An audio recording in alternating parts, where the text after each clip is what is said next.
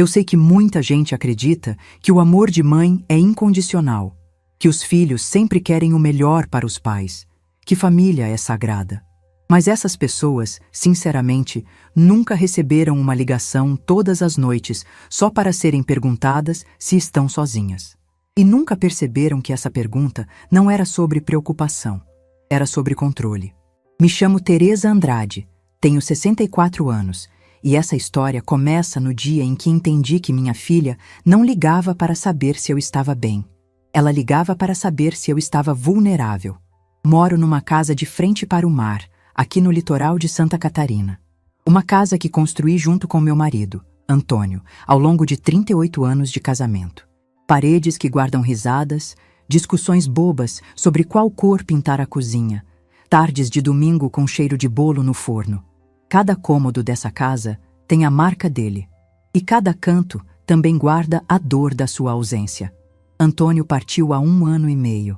Uma condição cardíaca delicada que evoluiu rápido demais, sem nos dar tempo de nos preparar. Num dia ele estava reclamando de um cansaço estranho, no outro estava internado, e 1 semana depois eu estava vestida de preto no velório, olhando para aquele caixão e me perguntando como ia conseguir viver sem ele. Os primeiros meses foram os piores. A casa parecia grande demais. O silêncio era ensurdecedor. Eu acordava de manhã e ainda esperava sentir o cheiro do café que ele sempre preparava. Virava para o lado na cama e levava alguns segundos para lembrar que ele não estava mais ali. A solidão não era apenas uma palavra. Era uma presença física, pesada, que ocupava todos os espaços. Minha filha, Camila, aparecia de vez em quando. Sempre apressada, sempre com aquele jeitinho de quem está fazendo um favor. Me trazia compras do supermercado. Verificava se eu estava tomando os remédios da pressão, perguntava se eu precisava de alguma coisa. Mas havia algo mecânico naquelas visitas, como se ela estivesse cumprindo uma obrigação, marcando um item numa lista de tarefas. Ainda assim, eu agradecia. Afinal, era minha única filha, e eu achava que aquele distanciamento era apenas o jeito dela lidar com a perda do pai. Algumas pessoas se afastam quando estão sofrendo. Eu entendia isso. Foi 3 meses após a partida do Antônio que as ligações começaram. A primeira vez que Camila ligou às 22h45, achei estranho o horário. Ela nunca foi de ligar tarde, mas atendi com aquela esperança boba de que talvez ela estivesse com saudades, querendo conversar, sentindo falta da mãe. Ela foi direta, sem "Oi, mãe" ou "Como você está?". Apenas "Você está sozinha?". Fiquei sem saber o que responder por alguns segundos. Que pergunta era aquela? Claro que eu estava sozinha. Morava sozinha desde que Antônio se foi. Respondi que sim, que estava sozinha como sempre. E ela simplesmente desligou, sem se despedir, sem explicar o motivo da ligação. Apenas o clique do telefone desligando. Fiquei olhando para o aparelho na minha mão, confusa.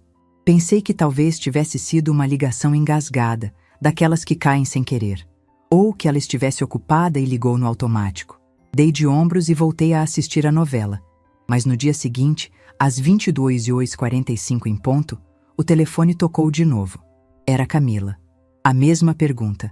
"Você está sozinha?". Dessa vez respondi que não, que minha vizinha Dona Marta estava comigo tomando um chá. A reação dela foi completamente diferente. Ela ficou nervosa. A voz ficou mais aguda. Perguntou quem era, por que estava na minha casa àquela hora, quanto tempo ia ficar, o que estávamos fazendo. Expliquei que Dona Marta era apenas uma vizinha querida que vinha me fazer companhia de vez em quando. Camila ficou em silêncio por alguns segundos. Aquele silêncio pesado que você sente que tem algo não dito por trás. Depois murmurou, "Tá bom, mãe", e desligou. A partir daquele dia, a rotina se estabeleceu. Todas as noites, pontualmente às 22h45, meu telefone tocava. Eu já sabia quem era antes mesmo de olhar o visor. E já sabia qual seria a pergunta. "Você está sozinha?". Quando eu respondia que sim, o telefone desligava em menos de 3 segundos. Sem conversa, sem interesse em saber como tinha sido meu dia, se eu estava com saudades do pai, se estava me alimentando direito. Nada. Apenas aquela pergunta fria e o clique de desligamento. Quando eu respondia que não, que tinha alguém comigo, ela queria saber tudo. Quem era a pessoa? Por que estava lá? Se ia dormir na minha casa? A que horas ia embora? Era como se ela precisasse mapear cada movimento meu, cada pessoa que cruzava a minha porta. No início, tentei justificar. Camila sempre foi meio controladora desde pequena. Quando era criança, ela precisava saber onde eu estava o tempo todo. Na adolescência, ficava brava se eu saía com amigas sem avisá-la antes. Depois que casou, ligava todo dia no mesmo horário para verificar se estava tudo bem. Eu achava que era apenas o jeito dela demonstrar preocupação. Mas aquelas ligações noturnas tinham algo diferente. Algo que me deixava inquieta. Comecei a reparar em outras coisas estranhas. A chave reserva que eu sempre guardava dentro de um vasinho decorativo na varanda. Aquelas coisinhas de cerâmica com formato de cogumelo que a gente compra em loja de decoração, sumiu. Revirei a casa inteira procurando. Olhei em todos os lugares possíveis. Nada. A chave tinha simplesmente desaparecido. Fiquei preocupada. Se alguém tinha achado aquela chave, poderia entrar na minha casa quando quisesse. Pensei em trocar a fechadura, mas antes disso, resolvi dar uma última procurada. Uma semana depois, a chave estava lá, no mesmo vasinho, no mesmo lugar onde eu tinha certeza absoluta de que ela não estava. Peguei aquele metal dourado com as mãos tremendo. Ainda estava quente, como se alguém tivesse acabado de colocar ali. Meu estômago se revirou. Senti a boca secar. O coração disparar. Não era possível. Eu tinha procurado ali. Tinha virado aquele vasinho de cabeça para baixo. A chave não estava lá. E agora estava. Alguém tinha entrado na minha propriedade. Alguém tinha pegado essa chave, usou e depois devolveu. Como um aviso silencioso. Posso entrar quando quiser. Outros detalhes começaram a me incomodar. O retrato de Antônio, que ficava na estante da sala, num porta-retrato de prata que ganhamos no nosso aniversário de casamento, apareceu virado de costas um dia. Quando fui arrumar, minhas mãos tremeram ao tocar o vidro frio. Quem viraria uma foto de costas? E por quê? A porta da despensa, que eu sempre trancava a chave porque guardava alguns objetos de valor do Antônio lá dentro, estava aberta quando voltei de uma caminhada na praia. Tenho certeza de que tranquei antes de sair. Sempre tranquei. Mas lá estava ela, escancarada. Livros que eu deixava numa ordem específica na estante apareciam em posições diferentes. A cadeira da varanda, que ficava virada para o mar, estava virada para dentro da casa, como se alguém tivesse sentado ali, observando através da porta de vidro. Comecei a dormir mal. Acordava no meio da noite com qualquer barulhinho. O vento batendo na janela me fazia pular da cama. O som do portão rangendo me deixava em alerta. Passei a verificar todas as portas e janelas 3 vezes antes de deitar. E então, vi ele. Era uma quinta-feira, por volta das 8 da noite. Eu estava na cozinha preparando um chá de camomila, tentando me acalmar depois de mais um dia me sentindo vigiada dentro da própria casa. Olhei pela janela que dá para a rua e meu sangue gelou. André, meu genro, estava parado na calçada em frente à minha casa, imóvel, só olhando. A luz do poste iluminava metade do rosto dele, deixando a outra metade em sombras. Ele não estava mexendo no celular, não estava esperando ninguém. Apenas observando as janelas iluminadas da minha casa com uma intensidade que me fez recuar instintivamente. Tinha as mãos nos bolsos e aquela postura relaxada demais para alguém que estava em frente à casa da sogra sem ter avisado que viria. Era a postura de quem estava fazendo algo que não deveria, mas não se importava em ser visto. Fui até a porta da frente, o coração batendo descompassado, e acenei para ele. Ele levou um susto visível, o corpo inteiro se retesando. Olhou rapidamente para o celular, como se tivesse recebido uma mensagem urgente. Virou as costas e saiu andando rápido em direção ao carro que estava estacionado mais à frente. Não disse uma palavra. Não acenou de volta. Apenas fugiu. Aquilo foi estranho. Muito estranho. Nos dias seguintes, comecei a reparar que André aparecia com frequência. Sempre em horários diferentes. Sempre sozinho. Sempre com aquele comportamento de quem está observando. Às vezes estava do outro lado da rua. Outras vezes passava de carro devagar, olhando para dentro do meu jardim. Uma noite, acordei assustada com um barulho na varanda dos fundos. Eram quase 3 da manhã. O relógio digital na mesinha de cabeceira piscava aqueles números vermelhos no escuro.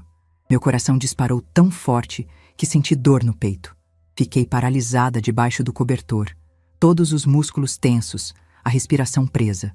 Ouvi de novo, um som metálico, raspando, forçando. Alguém estava tentando abrir a janela da varanda. Peguei o telefone com as mãos suadas, pronta para ligar para a polícia, e me arrastei até a janela do quarto. Cada passo parecia ecoar na casa silenciosa. Espiei pela fresta da cortina, meu corpo tremendo tanto que mal conseguia focar a visão. Era ele, André, meu genro, agachado em frente à janela da varanda, iluminado pela lua cheia, com alguma ferramenta na mão, tentando arrombar minha casa, como um ladrão comum, como um invasor. Fiquei paralisada. Não conseguia processar o que estava vendo. O que meu genro estava fazendo tentando entrar na minha casa de madrugada? Por que ele não tocou a campainha? Por que estava agindo como um criminoso? Ele não conseguiu abrir a janela. Graças a Deus eu sempre a trancava. E depois de alguns minutos tentando, desistiu e foi embora pulando o muro dos fundos. Ouvi o baque surdo do corpo dele caindo do outro lado, o som de passos apressados se afastando. Fiquei acordada o resto da noite, sentada na cama, com todas as luzes da casa acesas e o telefone na mão. Não conseguia parar de tremer. Não conseguia entender. No dia seguinte, Camila apareceu. Sem avisar, como sempre. Tocou a campainha por volta das 10 da manhã e entrou com aquela desenvoltura de quem se sente dona do lugar. Ela trazia uma pasta de documentos. Sentamos na mesa da cozinha e ela começou a tirar papéis de dentro da pasta, espalhando tudo na minha frente. Eram contratos, formulários, procurações. Ela falou rápido, naquele tom de quem já decorou um discurso. Disse que precisava que eu assinasse uma procuração para ela cuidar da minha conta bancária. Que seria mais fácil assim, que ela poderia pagar minhas contas, fazer transferências, resolver burocracias, sem eu precisar sair de casa. Depois puxou outro papel, um termo de tutela para decisões médicas. Ela explicou que se eu precisasse de algum tratamento, de alguma internação, ela poderia tomar as decisões por mim, sem precisar me estressar com detalhes. Havia também um documento sobre transferência de bens. Ela disse que era para adiantar a herança, que assim evitaríamos impostos futuros, que seria melhor para todo mundo. Cada vez que eu hesitava, que pegava um papel para ler com mais atenção, ela ficava impaciente. Dizia que era só assinar, que não precisava complicar, que era tudo simples e ela estava só tentando me ajudar. Mas algo dentro de mim gritava que aquilo não estava certo. Disse que precisava pensar, que queria mostrar para um advogado antes de assinar. Ela ficou visivelmente irritada. Me olhou com aquele olhar de decepção que filhos usam quando acham que os pais estão sendo difíceis. Ela murmurou algo sobre eu estar ficando teimosa, sobre ser coisa de gente mais velha não aceitar ajuda. Guardou os papéis de volta na pasta com movimentos bruscos e saiu sem se despedir direito. Naquela noite, às 22h45, o telefone tocou. Já era automático. Minha mão pegava o aparelho antes mesmo de eu processar o que estava fazendo. Você está sozinha? Dessa vez, respondi que sim, mas minha voz saiu diferente. Tinha um peso que não estava lá antes. Ela desligou. Fiquei sentada no sofá, olhando para o telefone na minha mão. A casa estava em silêncio, só o barulho das ondas do mar lá fora. Mas dentro de mim, algo estava gritando. As ligações. A chave que sumia e voltava. Os objetos mudados de lugar. André rondando minha casa. A tentativa de invasão de madrugada. Camila com documentos para eu assinar. Será que eu estava ficando paranoica? Será que a solidão estava me fazendo ver coisas onde não existiam? Ou será que havia algo muito mais sinistro acontecendo debaixo do meu nariz? Levantei e fui até a janela. A rua estava vazia, iluminada apenas pelos postes. O mar estava escuro, calmo, indiferente aos meus medos. E então, a pergunta que mudaria tudo veio à minha mente, clara como água. Não era mais, será que estou ficando louca? Era. O que eles estão planejando? E quanto tempo eu tenho antes que seja tarde demais? Passei a noite em claro depois daquela pergunta. Será que eu estava enlouquecendo ou será que alguém queria que eu pensasse isso? A dúvida é uma das piores sensações que existem. É pior que a certeza da dor. Porque na dúvida você fica suspenso, sem chão, sem saber se confia nos próprios sentidos. Levantei quando o sol começou a clarear o horizonte. Fiz café, mas nem consegui tomar. O estômago estava fechado, embrulhado de ansiedade. Sentei na varanda de frente para o mar e tentei organizar meus pensamentos. Precisava entender o que estava acontecendo, e para isso precisava voltar no tempo, revisar a história toda, procurar os sinais que talvez tivesse ignorado. Camila sempre foi uma criança complicada. Não no sentido de ser mal educada ou rebelde, mas no sentido de precisar controlar tudo ao redor dela. Quando tinha uns 5 anos, organizava os brinquedos por cor e tamanho, e tinha ataques de choro se alguém mexia. Na escola, era a que ditava as regras das brincadeiras. Se as outras crianças não seguissem exatamente o que ela mandava, ela simplesmente ia embora. Eu e Antônio achávamos que era apenas uma fase, que ela era uma criança organizada, determinada, com personalidade forte. Conversamos com a psicóloga da escola, que nos tranquilizou dizendo que algumas crianças tinham esse perfil e que com o tempo ela aprenderia a ser mais flexível. Mas o tempo passou e Camila continuou sendo Camila. Na adolescência, ela tinha ciúmes doentio de mim. Se eu saía com minhas amigas para tomar café, ela fazia cara feia e ficava emburrada por dias. Dizia que eu estava abandonando ela, que não me importava com a família, que só pensava em mim. Antônio tentava conversar com ela, explicar que eu tinha direito de ter minha vida social. Mas ela retrucava dizendo que mãe de verdade priorizava os filhos. Acabei desistindo de muitas saídas só para não ter que lidar com o drama depois. Quantas vezes deixei de ir ao cinema, de encontrar amigas, de ter um momento meu só para não ver aquele olhar de reprovação dela. Quando ela fez 18 anos e foi para a faculdade em Florianópolis, pensei que finalmente teríamos um pouco de liberdade. Mas ela ligava todos os dias, às vezes mais de uma vez, querendo saber o que estávamos fazendo, se tínhamos saído, com quem tínhamos conversado. Era exaustivo. Antônio dizia que eu dava muita corda para ela, que precisava estabelecer limites. Mas eu tinha medo de perdê-la, medo de que ela se afastasse de mim se eu fosse muito dura. Então, continuei cedendo, continuei aceitando aquele controle disfarçado de preocupação. Continuei me diminuindo para caber no espaço que ela permitia que eu ocupasse. Foi na faculdade que ela conheceu André. Ele era do curso de engenharia, 2 anos mais velho que ela. Quando Camila trouxe ele para conhecer a gente, fiquei com uma impressão estranha. André era extremamente educado, quase formal demais. Respondia minhas perguntas com frases curtas, sorria na hora certa, mas havia algo vazio naquele sorriso, como se fosse uma máscara bem ensaiada. Antônio também percebeu. Numa noite, depois que eles foram embora, ele segurou minha mão na cozinha e disse com aquela voz baixa dele, séria: "Teresa, aquele rapaz tem olhos de quem está calculando alguma coisa o tempo todo." Não gostei. Eu ri na hora, disse que ele estava sendo exagerado, que era só o jeito tímido do André. Mas no fundo mesmo, eu concordava. Tinha algo nos olhos dele que me gelava. O namoro foi rápido. 6 meses depois, já estavam noivos. Camila disse que tinham certeza um do outro, que não fazia sentido esperar. Quando perguntei se não estavam com pressa demais, ela ficou ofendida. Disse que eu não apoiava a felicidade dela, que devia estar com ciúmes por ela ter encontrado alguém e eu não querer ficar sozinha. A frase me machucou. Como ela podia achar que eu tinha ciúmes? Eu só queria que ela tivesse certeza, que não tomasse decisões precipitadas. Mas calei minha boca e ajudei a organizar o casamento. Como sempre fiz. Engoli minhas dúvidas para não criar conflito. O casamento foi bonito.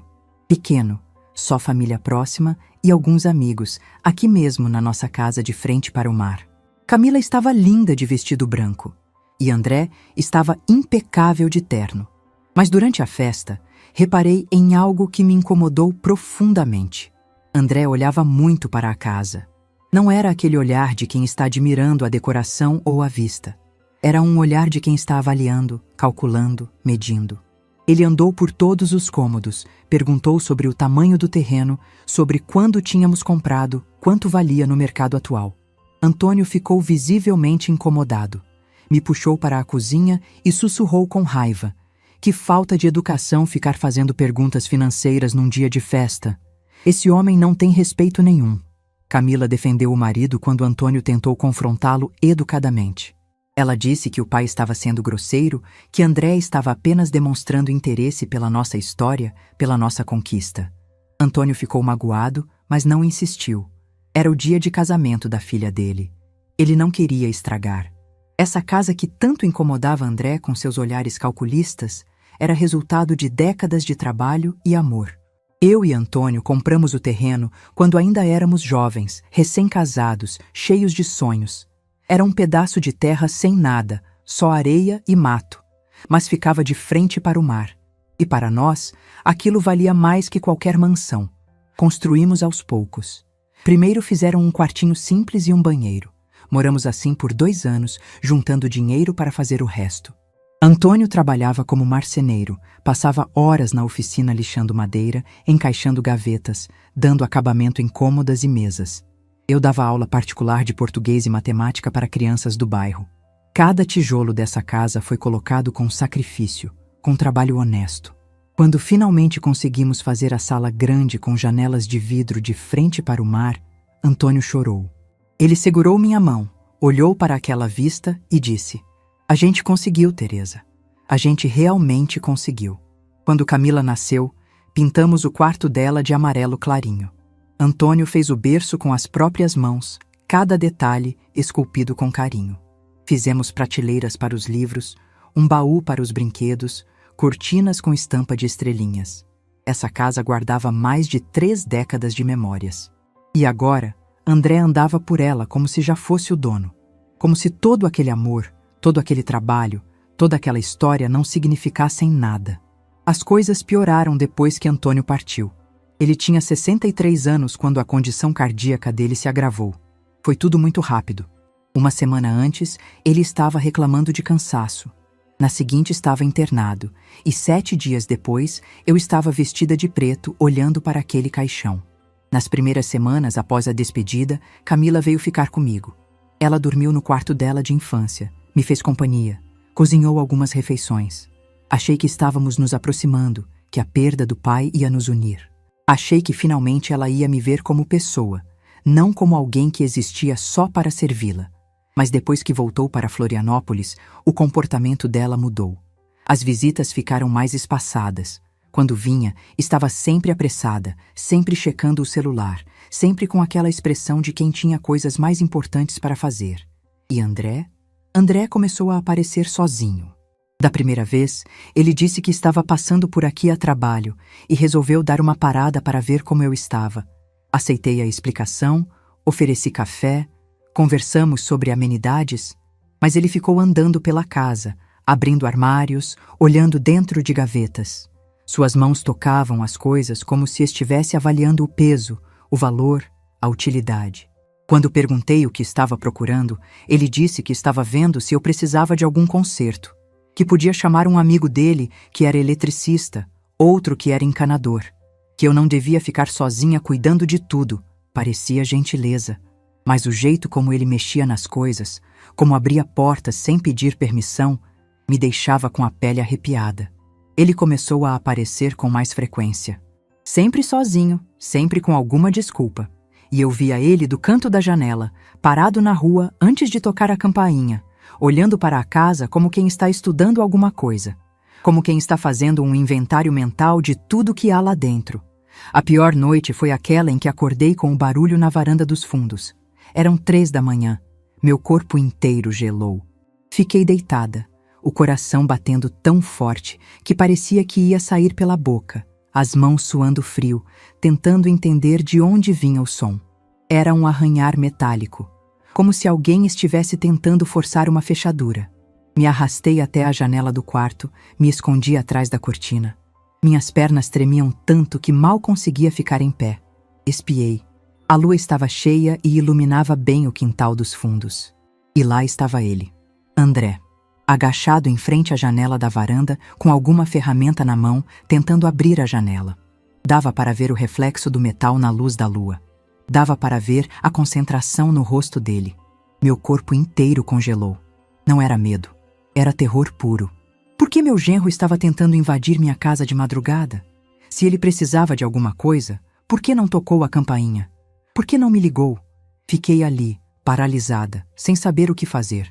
Minha mente corria em círculos. Se eu acendesse a luz, ele ia me ver. Se eu gritasse, o que aconteceria? Ele ia inventar alguma desculpa? Ia fugir? Ou ia fazer algo pior? Ele tentou forçar a janela por uns 5 minutos, que pareceram 5 horas. Quando percebeu que não ia conseguir, graças a Deus eu tinha trancado bem, graças a Deus. Ele guardou a ferramenta no bolso, olhou ao redor para ter certeza de que ninguém estava vendo e pulou o muro dos fundos. Ouvi o som do corpo dele caindo do outro lado. Ouvi passos se afastando. Fiquei sentada no chão do quarto até o sol nascer.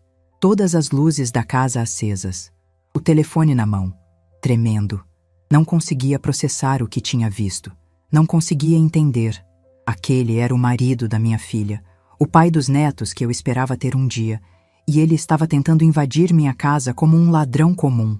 No dia seguinte, Camila apareceu. E pela primeira vez, tive medo da minha própria filha.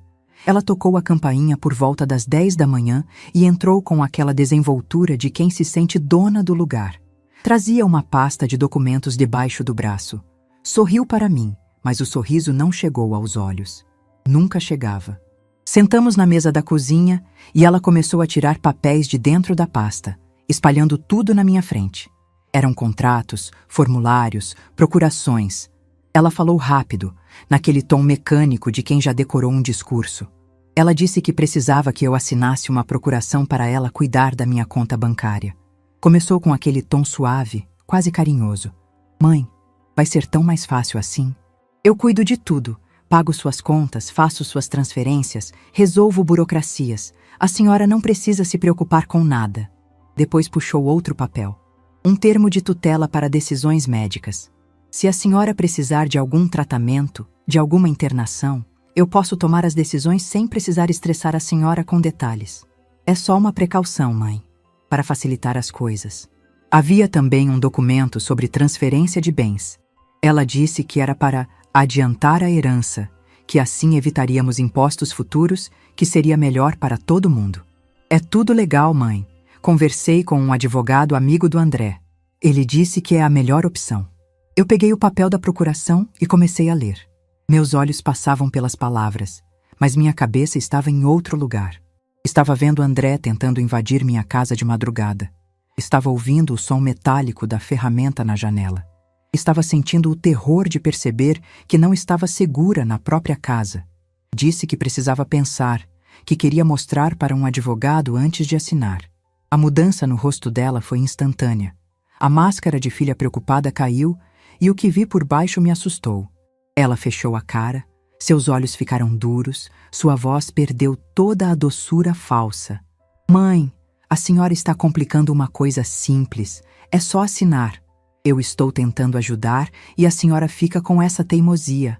Insisti que queria ler com calma, que era meu direito entender o que estava assinando. Ela bateu a mão na mesa. O som ecoou pela cozinha. Isso é coisa de gente velha, essa desconfiança toda. Eu sou sua filha, mãe. Quem mais vai cuidar da senhora? Aquela palavra, velha, pronunciada com tanto desprezo, me cortou. Velha. Como se eu fosse um móvel ultrapassado, sem utilidade, que só serve para atrapalhar. Ela guardou os papéis de volta na pasta com movimentos bruscos e se levantou da cadeira. A senhora vai se arrepender dessa teimosia. Quando precisar de ajuda, vai ver como é difícil fazer tudo sozinha. Saiu sem se despedir. Bateu a porta com força. Fiquei sentada na cozinha vazia, olhando para a xícara de café que ela nem tocou, sentindo o silêncio pesado da casa. Aquela tarde, decidi que precisava de ajuda. Precisava conversar com alguém. Precisava ter certeza de que não estava enlouquecendo, que aquilo tudo não era coisa da minha cabeça. Fui até a casa de Dona Marta, minha vizinha. Ela mora 3 casas adiante. É viúva também. Tem 71 anos. E é uma das pessoas mais sensatas que conheço. Levei um bolo de fubá que tinha feito na véspera e pedi para conversarmos. Sentamos na cozinha dela e eu contei tudo. As ligações estranhas da Camila todas as noites. Os objetos que mudavam de lugar na minha casa. A chave que sumia e voltava. André rondando minha casa em horários estranhos. A tentativa de invasão de madrugada. Os documentos que Camila queria que eu assinasse. A pressão, o desprezo, o medo. Dona Marta me ouviu em silêncio. Ela segurou minha mão com força, e quando terminei de falar, ela me olhou nos olhos e disse com aquela voz firme dela: Teresa, escuta bem o que vou te dizer. Você não está louca. Eu vi sim o André rondando sua casa, várias vezes, de dia, de noite, sempre olhando pelas janelas, sempre com aquele jeito de quem não quer ser visto. Achei estranho, mas pensei que você tivesse pedido para ele verificar alguma coisa, sabe? Agora que você me contou isso tudo, fico ainda mais preocupada. Minhas mãos começaram a tremer. Ela viu. André estava realmente rondando minha casa. Não era coisa da minha cabeça. Não era paranoia de mulher velha e sozinha. Era real. Dona Marta apertou minha mão com mais força. Teresa, família nem sempre é o que a gente imagina. Às vezes, as pessoas que deveriam nos proteger são as que mais nos machucam. Você precisa se cuidar. Procura um advogado, verifica seus documentos, toma providências. E não assina nada, ouviu? Nada. Nem que ela chore, nem que ela grite. Não assina. Voltei para casa com as palavras dela ecoando na minha cabeça. O sol estava se pondo, pintando o céu de laranja e rosa, aquelas cores lindas que o litoral tem no fim da tarde. Mas eu não conseguia apreciar a beleza. Só conseguia sentir medo. Entrei em casa, tranquei a porta, encostei as costas nela e fechei os olhos. Precisava descobrir o que estava acontecendo. Precisava entender o plano por trás de tudo aquilo, porque agora eu tinha certeza absoluta de que havia um plano. Naquela noite, às 22h45, o telefone tocou como sempre. Olhei para o visor, vi o nome da Camila piscando na tela.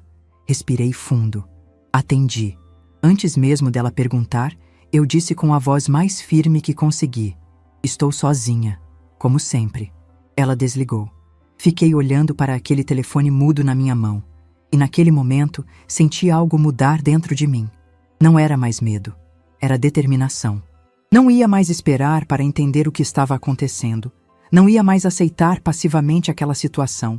Não ia mais duvidar da minha própria sanidade só porque minha filha queria que eu duvidasse. Ia investigar. Ia descobrir a verdade. Ia me proteger. E se descobrisse que minha própria filha estava tramando algo contra mim, ia fazer o que fosse necessário para me defender. Porque naquela noite eu entendi uma coisa.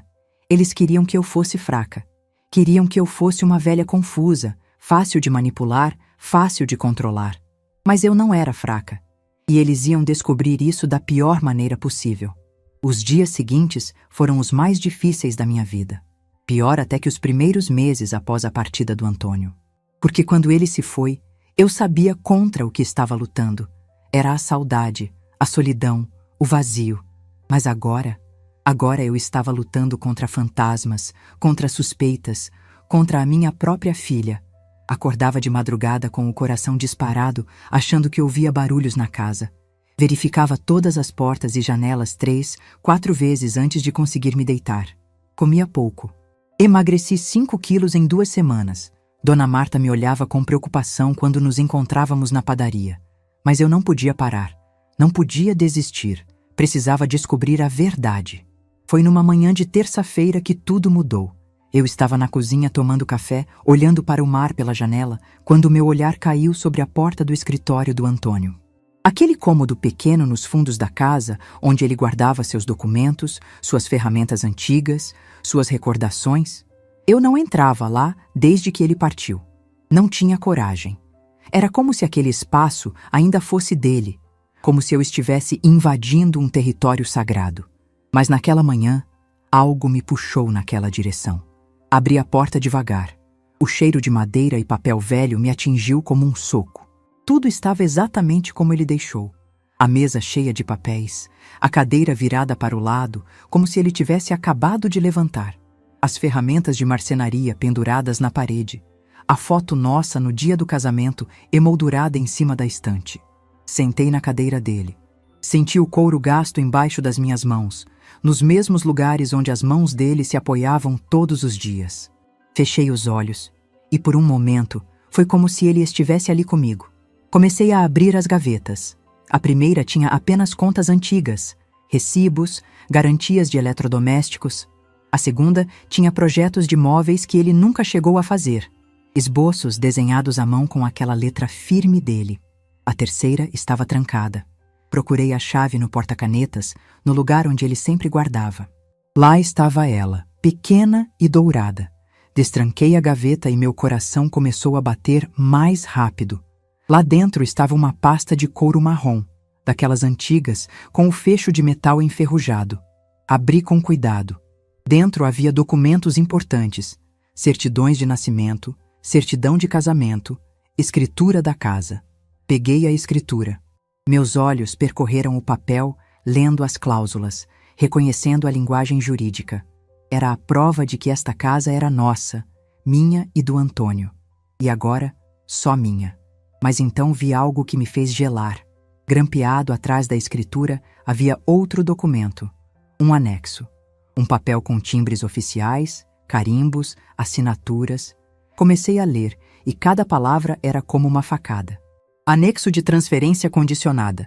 Estava escrito em letras grandes no topo. Continuei lendo, minhas mãos começando a tremer.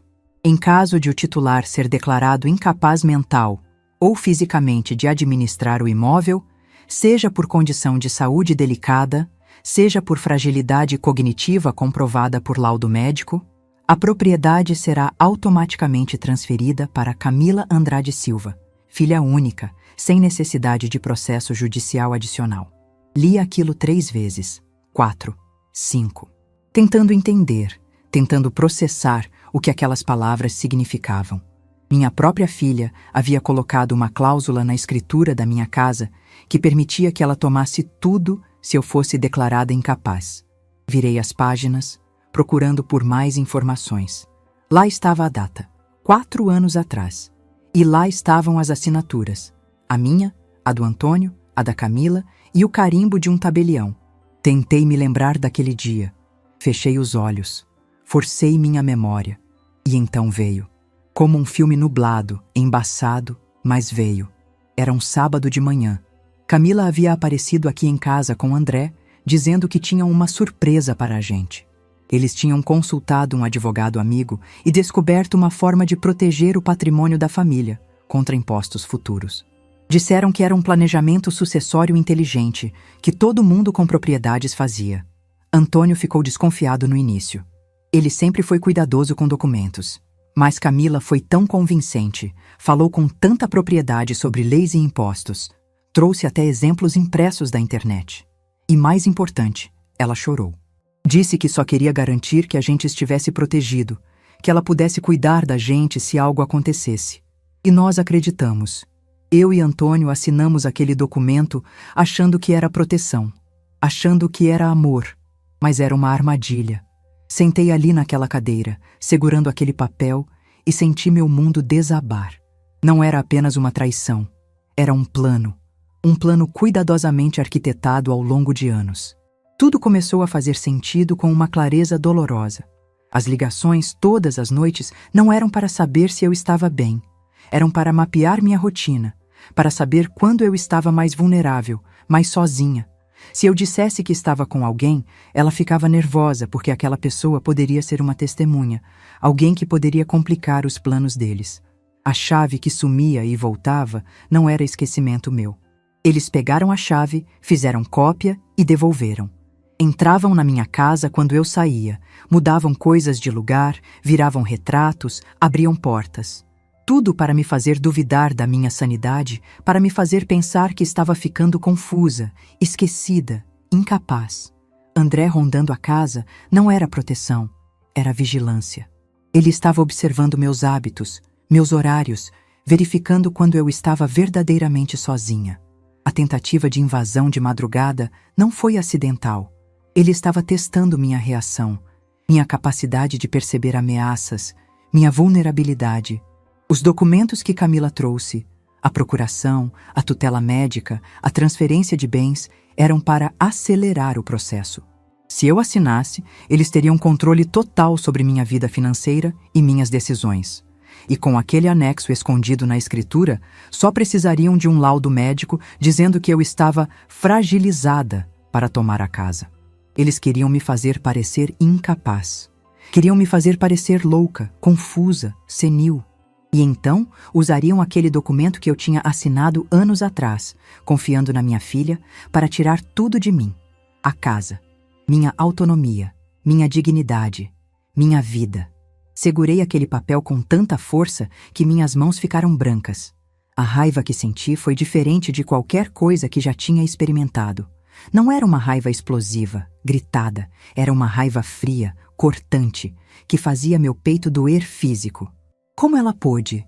Como minha filha, a criança que carreguei no ventre por 9 meses, que amamentei, que embalei para dormir, que cuidei quando estava doente, como ela pôde planejar algo assim contra mim?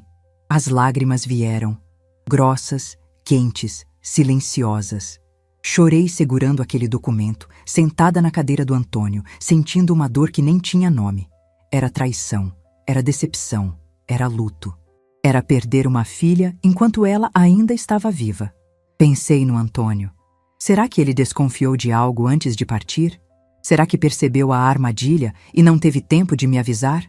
Ou será que ele também foi enganado, assim como eu? Olhei para a foto dele em cima da estante. Aquele sorriso largo, aqueles olhos bondosos.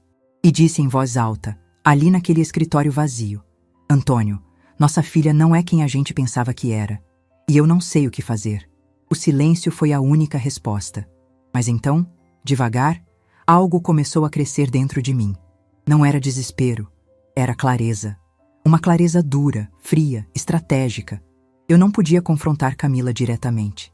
Se eu mostrasse que sabia do plano, eles mudariam de tática.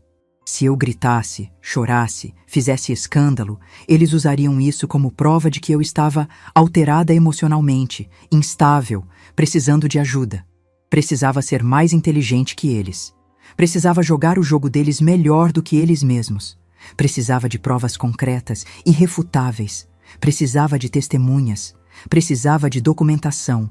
Mas, acima de tudo, precisava proteger essa casa. Porque não era apenas uma construção de tijolos e cimento. Era a única coisa física que me restava do Antônio. Era a história da nossa vida juntos. E eu não ia deixar que tirassem isso de mim. Tirei foto daquele anexo com meu celular. Várias fotos, de vários ângulos, garantindo que cada palavra estava legível. Guardei o documento de volta na pasta, a pasta na gaveta, tranquei tudo exatamente como estava. Levantei daquela cadeira com as pernas trêmulas, mas com uma determinação que não sentia há muito tempo. Lavei o rosto, olhei para mim mesma no espelho do banheiro. Meus olhos estavam vermelhos de tanto chorar, meu rosto estava mais fino, tinha olheiras profundas. Mas naquele reflexo também vi algo mais. Vi força, vi resistência, vi uma mulher que não ia desistir. Peguei minha bolsa, as chaves do carro e saí de casa. Tinha coisas para fazer, pessoas para procurar, planos para traçar. Primeiro, fui até uma loja de eletrônicos no centro da cidade. O vendedor era um rapaz jovem, não devia ter mais de 25 anos. Expliquei que morava sozinha e estava me sentindo insegura, que queria instalar câmeras de segurança. Ele me mostrou várias opções, câmeras grandes, visíveis, que serviam para intimidar. E câmeras pequenas, discretas, que podiam ser escondidas em objetos decorativos. Escolhi as discretas, 4 delas. Ele perguntou se eu queria que instalassem. Disse que não, que eu mesma ia instalar. Ele ficou surpreso. Não esperava que uma senhora de 64 anos soubesse fazer isso. Mas eu tinha sido professora de matemática. Entendia de tecnologia mais do que ele imaginava. Depois, procurei o endereço que Dona Marta tinha me dado. Dr. Fernando Carvalho, advogado especializado em direito de família e proteção de idosos. O escritório ficava numa sala comercial simples, mas organizada. Ele me recebeu pessoalmente. Dr. Fernando tinha uns 50 anos, cabelos grisalhos, óculos de aro fino e uma expressão séria, mas gentil. Sentei na frente dele e contei tudo. Mostrei as fotos do documento. Expliquei as ligações, os objetos mudados, André tentando invadir minha casa, a pressão para assinar papéis. Ele me ouviu sem interromper. Quando terminei, ele ficou em silêncio por alguns segundos, olhando para as fotos no meu celular. Depois tirou os óculos, esfregou os olhos e disse: Dona Teresa, a senhora não é a primeira pessoa que vem aqui com uma história assim. Infelizmente, isso é mais comum do que deveria ser. Filhos que se aproveitam de pais idosos, que tentam antecipar heranças, que usam manipulação psicológica para fazer as vítimas parecerem incapazes.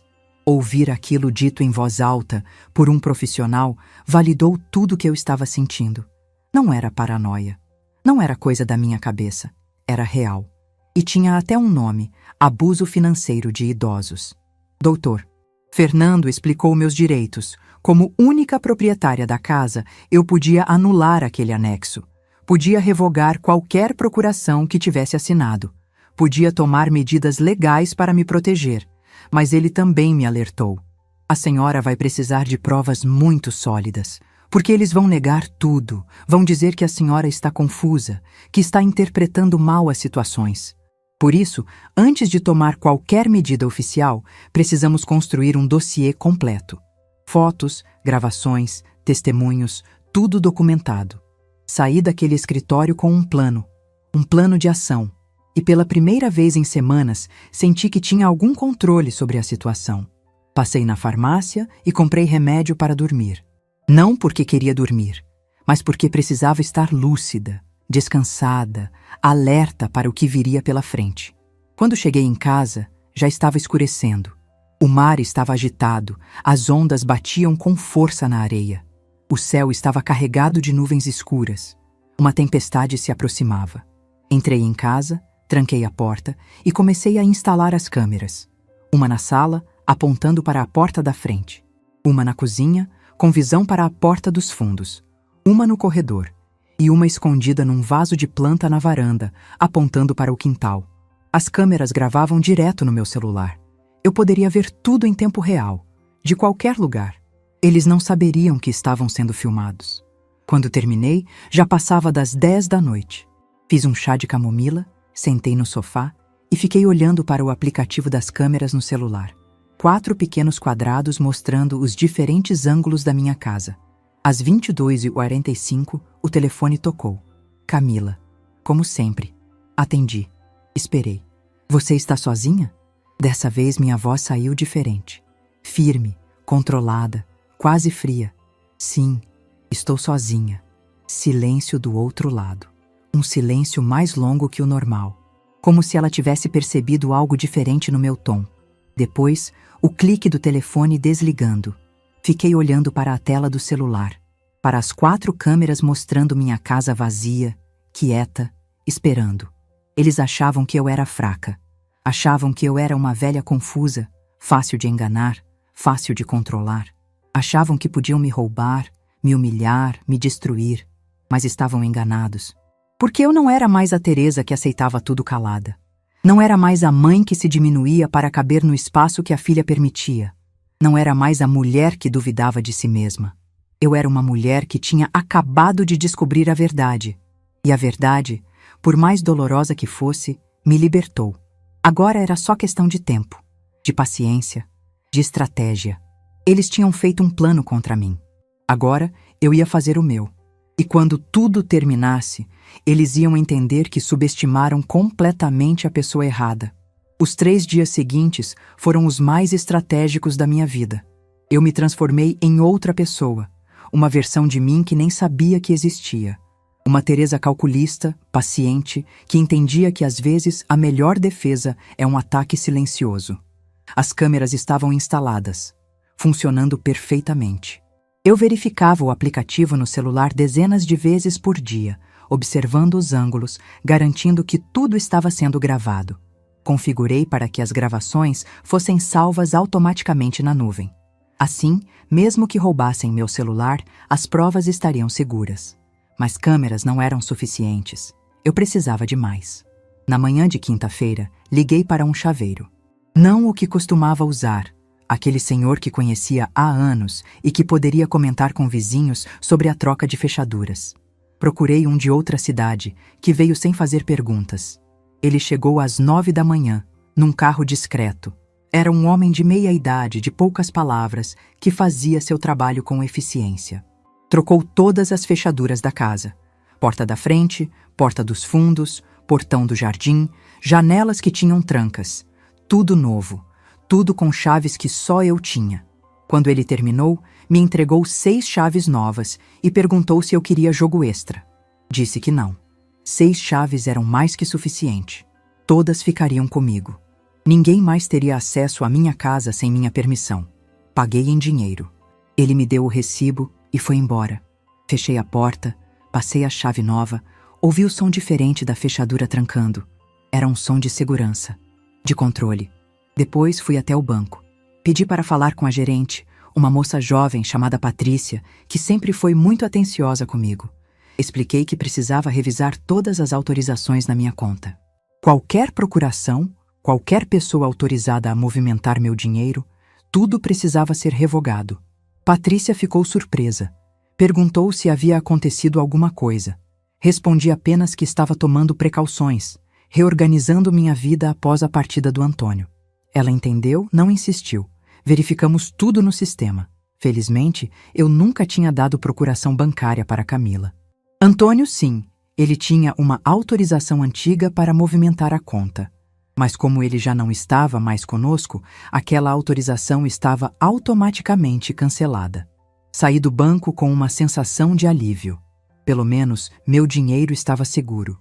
Eles não poderiam mexer nas minhas economias sem minha autorização direta.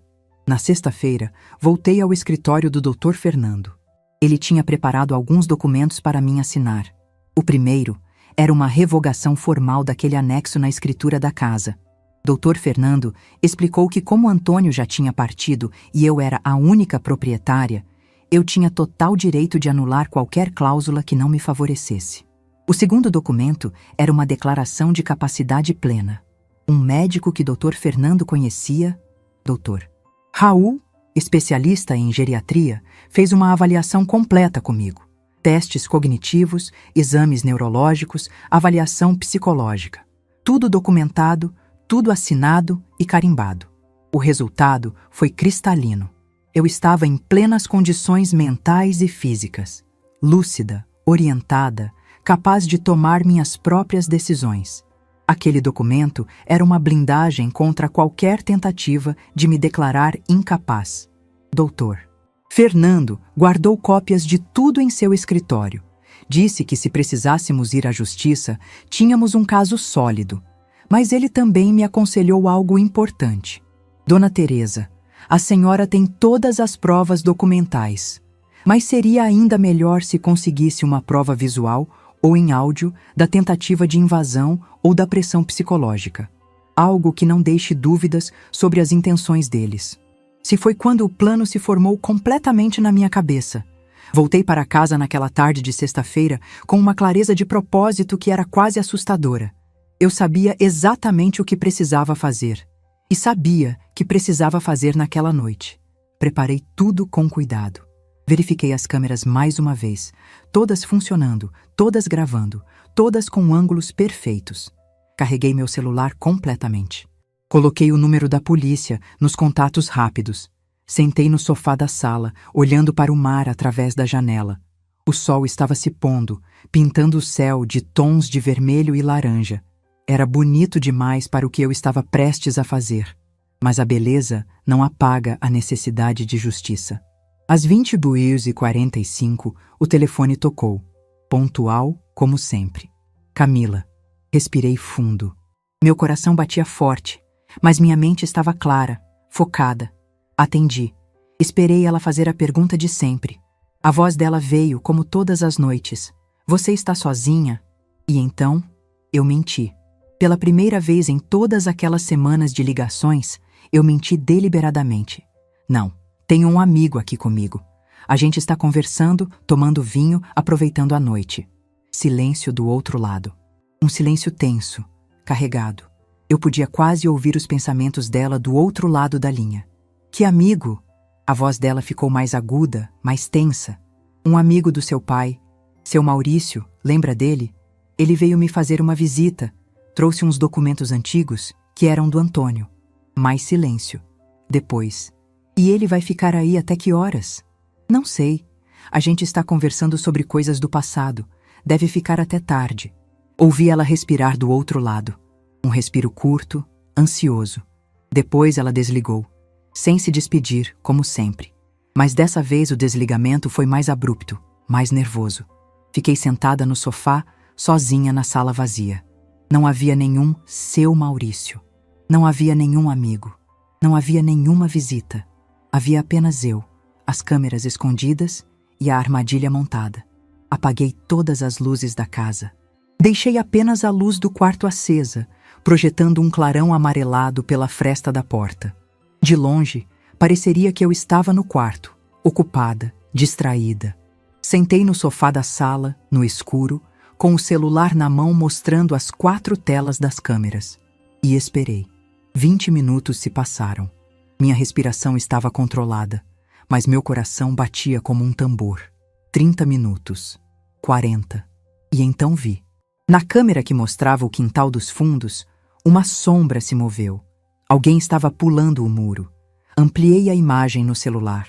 Era ele, André, vestido de escuro, com uma mochila nas costas.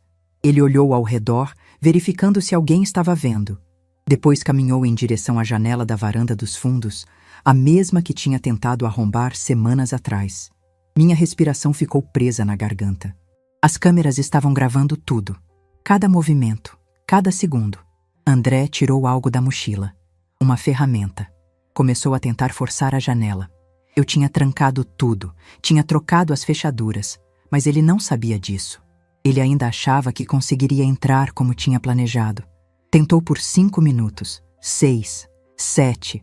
A frustração dele era visível até pela câmera. Ele puxava, empurrava, forçava. Nada funcionava.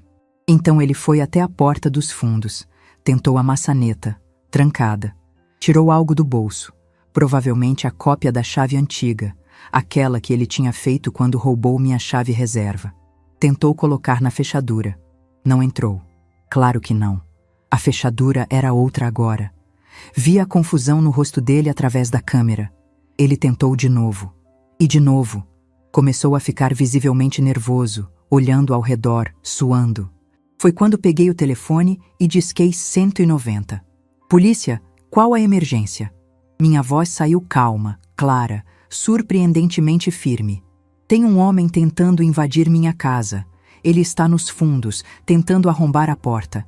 Eu moro sozinha, sou idosa, estou com muito medo. A atendente pediu meu endereço. Passei todos os detalhes. Ela disse que a viatura estava a caminho, que eu ficasse em local seguro, que não confrontasse o invasor. Fiquei observando pelas câmeras. André ainda estava lá, agora tentando forçar uma das janelas laterais. Ele estava tão concentrado, tão focado em entrar, que nem percebeu quando a viatura da polícia parou na frente da casa. 2 policiais desceram. Eu abri a porta da frente para eles. Uma policial mulher, Tenente Rodrigues, e um policial homem, Sargento Costa. Expliquei rapidamente que o invasor estava nos fundos. Eles foram até lá, com as lanternas acesas. Eu os acompanhei, ficando na porta de vidro da sala, observando. Quando a luz das lanternas iluminou André, ele congelou. Literalmente congelou, com a ferramenta ainda na mão, o olhar de total pânico no rosto. Polícia! Mãos para cima! André levantou as mãos devagar. Começou a gaguejar, a tentar explicar. Eu sou o genro dela. Eu só estava verificando. Minha sogra ligou dizendo que tinha um barulho. Eu saí pela porta da sala. Minha voz saiu mais firme do que eu mesma esperava. Eu não liguei para ele. Eu não pedi para ele vir aqui. Ele está tentando invadir minha casa sem minha permissão. Os policiais pediram documentos. André mostrou a identidade dele, tentou explicar a situação familiar, mas estava visivelmente nervoso, suando, tropeçando nas palavras. Tenente Rodrigues se virou para mim. A senhora conhece este homem? Conheço. É o marido da minha filha. Mas eu não autorizei ele a estar aqui, muito menos tentando arrombar minhas portas e janelas no meio da noite. Ele tem chave da casa? Não. Ninguém tem chave além de mim. E eu troquei todas as fechaduras recentemente, exatamente porque ele tem tentado entrar sem autorização. André ficou vermelho. Isso não é verdade. Dona Teresa está confusa. Ela é idosa. Ela não entende. Eu entendo perfeitamente. Minha voz saiu cortante. E tenho provas de tudo. Mostrei para os policiais as gravações das câmeras no meu celular. As imagens eram claras. André pulando o muro. André tentando forçar a janela. André tentando usar uma chave na fechadura. Tudo time estampado. Tudo gravado em alta definição. Tenente Rodrigues olhou para André com uma expressão dura. O senhor vai ter que nos acompanhar para prestar esclarecimentos. André começou a protestar, dizendo que era um mal-entendido, que ele só estava preocupado com a sogra. Mas os policiais foram firmes. Pediram que ele entregasse a ferramenta, revistaram a mochila dele, tinha mais ferramentas lá dentro e uma lanterna potente. Levaram ele para a viatura. Antes de entrar no carro, ele me olhou. E naquele olhar vi algo que me arrepiou. Não era arrependimento, era raiva. Raiva pura de ter sido pego. Tenente Rodrigues ficou comigo por mais alguns minutos. Perguntou se eu queria fazer um boletim de ocorrência formal. Disse que sim. Ela anotou tudo, pediu cópias das gravações das câmeras, orientou sobre medidas protetivas. A senhora tem família por perto? Alguém que possa ficar com a senhora esta noite? Pensei em Dona Marta, mas já passava da meia-noite. Não queria assustá-la. Vou ficar bem. A casa está trancada, tenho as câmeras, tenho o telefone de vocês. Ela hesitou, mas depois assentiu. Qualquer coisa, qualquer barulho estranho, liga imediatamente. E amanhã procure a delegacia para formalizar uma medida protetiva contra ele. Depois que eles foram embora, tranquei a porta e me encostei nela. Minhas pernas estavam tremendo. Só agora, com tudo terminado, meu corpo relaxava e mostrava o quanto eu estava tensa. Fui até a cozinha, bebi um copo de água. Minhas mãos tremiam tanto que quase deixei o copo cair. Sentei na mesa, coloquei a cabeça entre as mãos e deixei as lágrimas virem. Mas não eram lágrimas de medo, eram lágrimas de alívio, de libertação, de vitória. Eu tinha conseguido, tinha as provas que precisava, tinha a polícia como testemunha, tinha André em flagrante tentando invadir minha casa. O telefone tocou. Era Camila. Quase 00:30. Atendi. Ela estava histérica. Mãe! Mãe! O que aconteceu? A polícia ligou dizendo que prenderam o André. O que a senhora fez? Minha voz saiu calma, assustadoramente calma. Eu protegi minha casa, Camila. Ele estava tentando invadir. Eu chamei a polícia, como qualquer pessoa faria. Mas ele é meu marido? Ele é da família? Ele é um invasor. E você... Respirei fundo, sentindo o peso das próximas palavras. Você é uma filha que conspirou contra a própria mãe. Silêncio do outro lado. Um silêncio pesado, confessional. Eu sei de tudo, Camila. Do documento com a cláusula de incapacidade. Das ligações para mapear minha rotina. Dos objetos mudados de lugar para me fazer pensar que estava louca. Do André rondando minha casa. De tudo. Ela começou a chorar do outro lado da linha. Um choro desesperado, agudo. Mãe, eu posso explicar. A gente estava com problemas financeiros.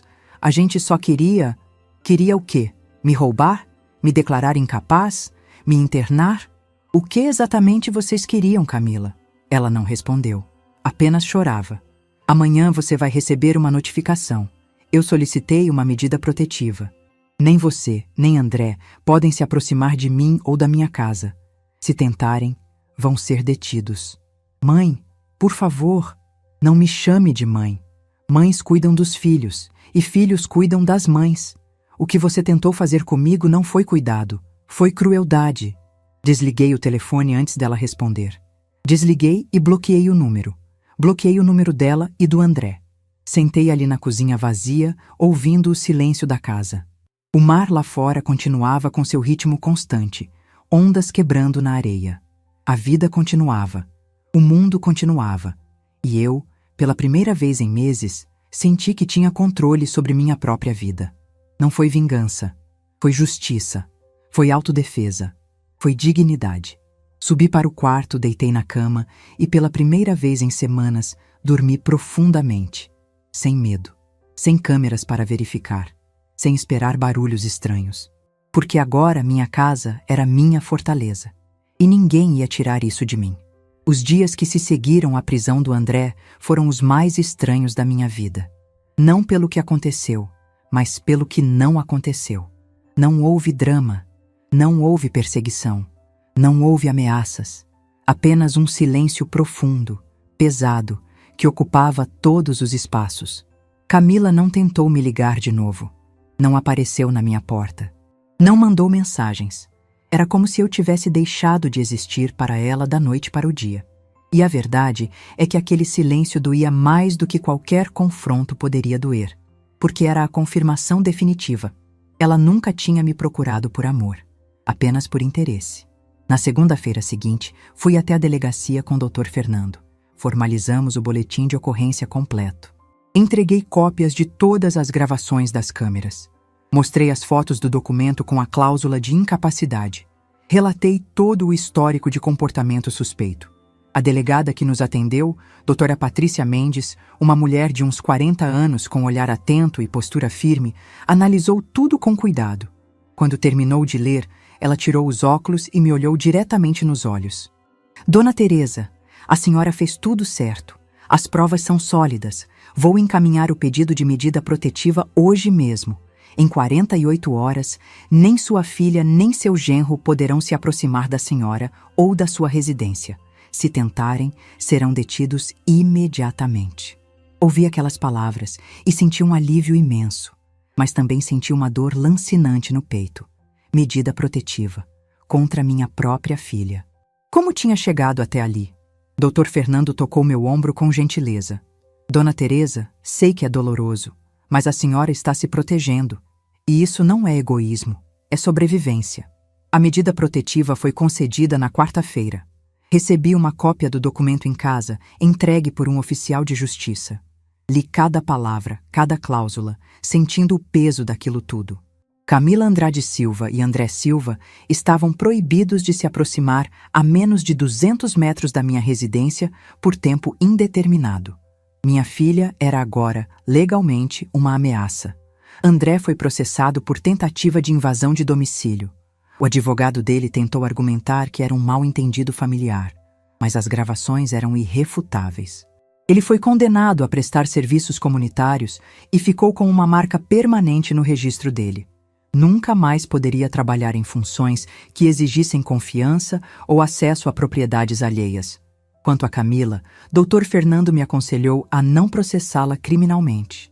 Ela não tinha cometido crime direto, apenas conspirado, manipulado, pressionado. Mas eu anulei todos os documentos que ela tinha me feito assinar ao longo dos anos. Revoquei qualquer autorização. Removi seu nome como beneficiária de qualquer coisa que eu possuísse. E reescrevi meu testamento. Desta vez sozinha, com Dr. Fernando como testemunha. Deixei a casa para uma instituição que cuida de idosos em situação de vulnerabilidade. Deixei minhas economias para um fundo que ajuda mulheres vítimas de abuso familiar. Se Camila queria tanto aquela casa, ia descobrir que nunca a teria. Não porque eu quisesse puni-la, mas porque não ia permitir que meu legado fosse manchado pela ganância. As semanas se transformaram em meses. E devagar, muito devagar, comecei a reconstruir minha vida. Dona Marta foi minha rocha durante esse período. Ela aparecia todo dia, trazia almoço, sentava comigo na varanda, me deixava chorar quando precisava chorar e me fazia rir quando eu esquecia que ainda podia rir. Numa tarde de domingo, enquanto tomávamos café e olhávamos o mar, ela me disse algo que nunca esqueci. Teresa, você perdeu uma filha, mas não perdeu a si mesma, e isso é o que importa. Comecei a fazer terapia. Sim, aos 64 anos, sentei pela primeira vez na vida numa cadeira de psicóloga. Doutora Márcia, uma profissional especializada em traumas familiares, me ajudou a processar tudo o que tinha acontecido. Me ajudou a entender que eu não tinha falhado como mãe, que algumas pessoas simplesmente fazem escolhas ruins, independente de como foram criadas. Me ajudou a perdoar a mim mesma. Voltei a dar aulas particulares. Não porque precisasse do dinheiro, mas porque precisava me sentir útil. Ensinava matemática e português para crianças do bairro. Via os olhinhos delas brilhando quando finalmente entendiam um conceito difícil. Aquilo me lembrava de quando Camila era pequena e eu a ajudava com o dever de casa. Antes que a lembrança se transformasse em dor, eu respirava fundo e continuava. Porque viver não era esquecer. Era aprender a carregar as lembranças sem deixar que elas me esmagassem. Fiz reformas na casa. Pintei as paredes de cores mais claras, comprei plantas novas para o jardim, troquei as cortinas. Cada mudança era uma forma de dizer: esta casa é minha, este espaço é meu, esta vida é minha. Entrei num grupo de terceira idade na igreja do bairro. Conheci outras mulheres com histórias parecidas. Dona Vera, cujos filhos tentaram interná-la num asilo para ficar com o apartamento dela. Seu João, cujo único filho sumiu por 10 anos e reapareceu quando soube que o pai tinha vendido a empresa e tinha dinheiro no banco. Descobri que eu não estava sozinha nessa dor. E descobri também que dor compartilhada é dor diminuída. Viajei pela primeira vez em décadas. Peguei um ônibus e fui até Florianópolis passar um fim de semana. Caminhei pelo centro histórico, comi numa lanchonete de frente para o mar, comprei uma blusa colorida que nunca teria coragem de usar antes. Me senti livre de um jeito que não me sentia desde antes de casar. E então, um ano depois daquela noite em que André foi preso, Camila reapareceu. Era uma tarde de sábado. Eu estava no jardim regando as plantas quando ouvi a campainha tocar. Fui até a porta, olhei pelo visor e senti meu estômago se revirar. Era ela, mais magra, com olheiras profundas, o cabelo preso num rabo de cavalo desarrumado. Parecia 10 anos mais velha. Não abri a porta imediatamente. Fiquei ali parada, olhando para ela através daquele pedacinho de vidro, sentindo um turbilhão de emoções. Raiva, dor, saudade, medo, tudo ao mesmo tempo. Ela tocou a campainha de novo. E então falou, a voz abafada pela porta. Mãe, eu sei que a senhora está aí. Por favor, só quero conversar. 5 minutos. É tudo que peço. Respirei fundo. Olhei para o celular no meu bolso, pronta para ligar para a polícia se precisasse. Olhei para as câmeras que ainda estavam instaladas, ainda gravando tudo. Olhei para mim mesma no espelho do corredor. E abri a porta. Mas não a deixei entrar. Fiquei no batente, minha mão na maçaneta, meu corpo bloqueando a passagem. Ela percebeu, e pela primeira vez vi vergonha genuína nos olhos dela. O que você quer, Camila? Ela engoliu em seco. As mãos tremiam. Eu vim pedir desculpas, de verdade. Não desculpas vazias, mas desculpas reais. Fiquei em silêncio, esperando. Eu errei muito. Não tenho como justificar o que fiz, o que planejei. Foi ganância, foi maldade, foi tudo de pior que uma filha pode fazer com a mãe. As lágrimas começaram a escorrer pelo rosto dela. André e eu estávamos afundados em dívidas. Achamos que se conseguíssemos a casa, se conseguíssemos controlar seu dinheiro, resolveríamos tudo.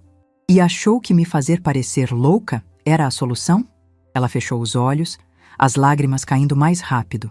Eu achei que seria fácil, que a senhora não perceberia, que eu conseguiria fazer parecer natural, gradual. Mas quanto mais eu tentava, mais eu me afundava. E quando percebi o que estava fazendo, já era tarde demais. Tarde demais para quê? Para voltar atrás? Ou tarde demais porque fui mais esperta que vocês? Ela abriu os olhos e me encarou. Tarde demais para salvar qualquer coisa entre nós. Eu destruí tudo, mãe. Destruí nossa relação. Destruí a confiança. Destruí a senhora. E não consigo viver com isso. Senti meu coração apertar. Mas mantive minha voz firme. E o que você quer de mim agora? Perdão? Absolvição? Que eu diga que está tudo bem? Não quero que diga que está tudo bem, porque não está. E nunca vai estar. Ela limpou as lágrimas com as costas da mão. Estou fazendo terapia há 6 meses. Me separei do André. Estou tentando entender como cheguei tão longe. Como me transformei em alguém capaz de fazer aquilo com a própria mãe. E já descobriu? Ela deu um sorriso triste. Descobri que sempre fui egoísta, que sempre coloquei meus desejos acima de tudo. E que aprendi isso sozinha. A senhora nunca me ensinou isso. Sempre me ensinou generosidade, bondade. Mas eu escolhi ignorar. Ficamos em silêncio por um momento. O vento do mar soprava entre nós, trazendo o cheiro de sal e liberdade. Não estou pedindo que me perdoe, mãe. Não estou pedindo para voltar a ser sua filha. Estou apenas pedindo para a senhora saber que me arrependo, de verdade. E que vou passar o resto da vida tentando ser uma pessoa melhor. Olhei para ela, para aquela mulher de quase 40 anos que um dia foi minha menina, que um dia dormiu no meu colo, que aprendi a andar segurando minha mão, que chorou no meu ombro quando teve seu primeiro desgosto.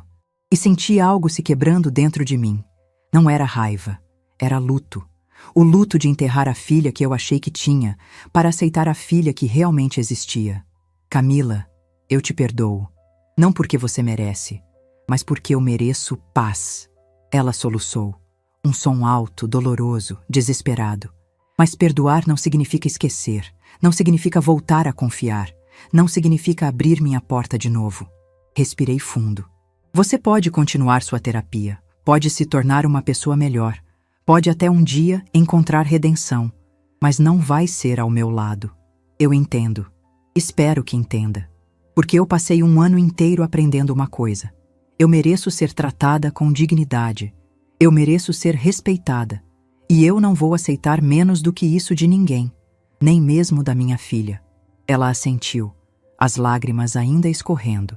Deu um passo para trás. Eu te amo, mãe. Sempre amei, mesmo quando estava fazendo tudo errado. Eu também te amo, Camila. Sempre vou amar. Mas amor sem respeito é só uma palavra vazia. E eu não vivo mais de palavras vazias. Ela virou e começou a se afastar. Parou no portão, olhou para trás uma última vez. A senhora ficou mais forte. Não, Camila, eu sempre fui forte. Só levei 64 anos para perceber. Vi ela sair, entrar no carro, ir embora. E quando o carro desapareceu na esquina, fechei a porta devagar. Não chorei, não me desesperei. Apenas fiquei ali parada no corredor, sentindo o peso daquele encontro, processando tudo. E depois fui até a varanda. Sentei na minha cadeira de frente para o mar. O sol estava começando a se pôr, pintando o céu com aqueles tons de laranja e rosa que só o litoral tem. Pensei em tudo que tinha passado, na traição, na dor, no medo, mas também pensei na força que descobri, na coragem de me defender, na capacidade de recomeçar. Antônio costumava dizer que a vida é feita de ciclos, que às vezes precisamos perder tudo para entender o que realmente importa. E ele estava certo. Eu perdi minha filha, mas ganhei a mim mesma. Perdi a ilusão de uma família perfeita, mas ganhei a certeza de que posso viver sozinha sem estar solitária. Perdi a necessidade de ser aceita, mas ganhei a liberdade de simplesmente existir. Hoje, quando olho para trás, não sinto mais aquela dor lancinante que sentia nos primeiros meses. Sinto uma nostalgia mansa, poderia ter sido diferente, que não me paralisa mais. Todas as noites, às 22h45, olho para o relógio e lembro das ligações. Mas agora meu telefone fica em silêncio. E esse silêncio não é assustador, é tranquilo. Acendo a luz da varanda todas as noites. Não porque tenho medo do escuro, mas porque aquela luz se tornou meu símbolo. Luz que anuncia: aqui mora uma mulher livre. Uma mulher que se escolheu. Uma mulher que entendeu que dignidade não se negocia. Aprendi que família não é quem divide seu sangue. É quem divide sua vida com respeito.